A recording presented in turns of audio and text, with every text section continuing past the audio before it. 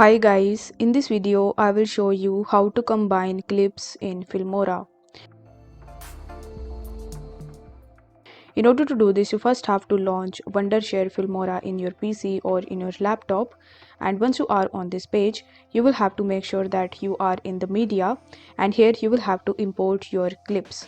So in order to import them, you will have to click on this section, and after that you will have to select your images. Once done, you will have to add these images into the timeline. So in order to do this, you can either drag the image or you can even click the plus button over here in order to add it into the timeline. Now over here, in order to combine these two clips, you will have to just put the second clip just behind the first one, and this way it will be combined successfully. Now over here you can even add transitions to make it more appealing. In order to do this, you will have to click on transitions in the top, and here you can use this dissolve transition.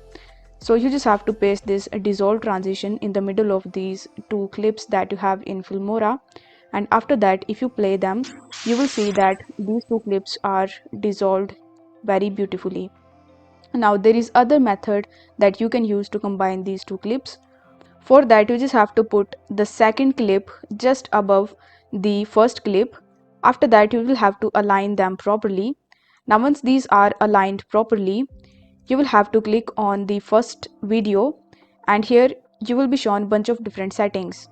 Now over here you just have to scroll down, and in the blend mode you are going to see bunch of different options. So you will have to click on it and you will have to select as per your convenience. For this video, I'm going to select it as a screen, and after selecting it, if you press OK and if I play it, you will notice that both of these clips are combined properly. So you can even also do like this. If the video was helpful, then don't forget to like the video and subscribe to the channel. Thank you so much for watching.